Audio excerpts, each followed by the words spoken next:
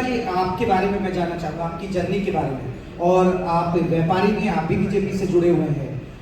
कैसी ये आपकी अब तक की जर्नी को आप कैसे देखते हैं? और एक आदमी का लक्ष्य होता है, सपना होता है कि मुझे ये करना है, और फिर बुलेट आप कह रहा है बुलेट आप बेच रहे हैं, तो अब सपना क्या है? बुलेट ही बेचना है या कुछ आगे बढ़ना है?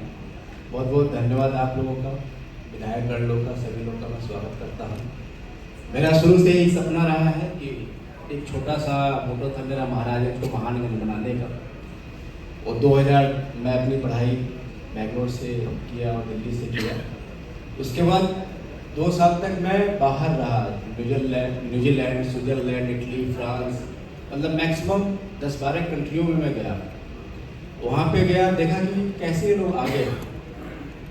तब मुझे समझ आया कि जब तक आप लोग टूरिज्म में नहीं काम करेंगे लोकल स्तर पे, तब तक आप लोग आगे नहीं हो सकते। तो मैं तभी डिसाइड किया कि मुझे अपने ज़िले में रहना है, काम करना है, और एक्सपीरियंस लेने के लिए कई जगह मैं काम भी किया। और यहाँ पे मैं 2010 से ही कार्यरत हूँ।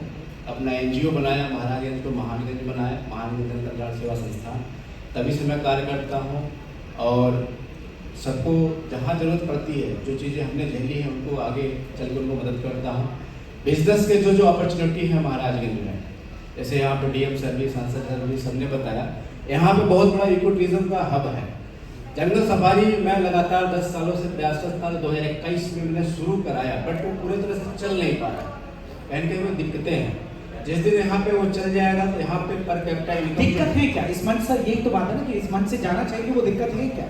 कहीं कहीं एनओसिस की दिक्कत है, फॉरेस्ट की दिक्कत है। लेकिन पर्सनल तौर पे मैं यहाँ पे महाराजगंज जिले में जब से आया, यहाँ पे बुलेट की एजेंसी नहीं थी तो मैं लाया, यहाँ पे सिनेमा नहीं था तो मैं लाया।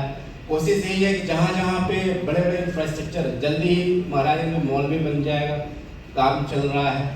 हर तहसील स्तर पे हमारा ये प्रयास है कि जो चीज़ें महाराजगंज में उसको किया जाए। लोग बाहर जाते हैं, यहाँ के लोग यहाँ पे पैसा खर्च करेंगे तो यहाँ पे अच्छी इकोनॉमिकल मल्टीप्लायर होगा, लोगों को रोजगार मिलेगा। लगभग अभी तक 15 साल के अंदर मैं 400 लोगों को डायरेक्टली रोजगार दिया हूँ, और आगे भी कोशिश है इसको मतलब 400 से 4000 तक कर देंगे। बहुत बढ़िया, जोरदार ताली भाई। 4000 लोगों को अगर रोजगार आप दे रहे हैं तो बहुत बढ़िया। यानी यही भी कह सकते हैं कि आप सपने साकार कर रहे हैं महाराजगंज की जगह। जी, कोशिश यही है। लेकिन आपने ये सोचा कैसे कि आपने इसकी शुरुआत कैसे हुई? क्योंकि ज़्यादातर लोग अपने जो ज़िले से दूर ही रहते हैं, लेकिन आप सोच रहे हैं कि आगे भी यहीं की तस्वीर बदलने की कोशिश आप लगातार कर रहे हैं। मेरे पिताजी किसान फरिंदा का रहने वाला हूँ, विधायक ही सब लोग जानते हैं। वो वहाँ से निकल आए, किसान एक दुकान से स्टार्ट किए, तो हम लोग की फैमिली बहुत बड़ी, तो सबको स्ट्रगल करना पड़ता है। मैं 9 साल के एज से ही बिजनेस में था, मतलब फैमिली को देखता था, और तभी से डिसाइड कर लिया मैं मुझे व्यापार ही करना है और पढ़ लिख के करना है, सिस्टमैटिक ढंग से करना है। हमारे परिवार की स्थिति अच्छी नहीं थी, पढ़ पाऊँ। मैं बेंगलोर पढ़ने के लिए भाग गया था, घर में पता नहीं था, खुद किया, काम किया, स्ट्रगल किया, मतलब बहुत सारे डाउनफॉल आए, बहुत सारे व्यापारी महाराज ने शुरू किया जो बंद हुआ। तो तभी से मेरा मतलब 9th क्लास में था, तभी से मैं 25 साल का आगे का प्लान बना के रखी है, मुझे ये करना है। वहाँ कितना मैं सफल हूँ, अभी लगता है 40% तक मैं अचीव कर चुका हूँ। आपका भी लक्ष्य यही है या कुछ आगे लेके जाएंगे? सबके जीवन का लक्ष्य होता है, बढ़ना चाहिए, सबकी इच्छाएं होती है।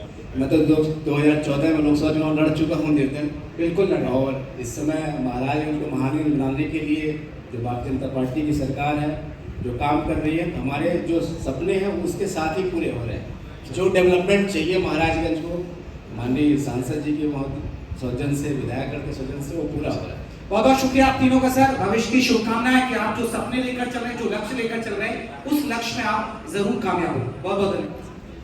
बहुत बहुत धन्यवाद आप तीनों का। अब आगे बढ़ते हैं और इस पैनल को आगे बढ़ाते हैं।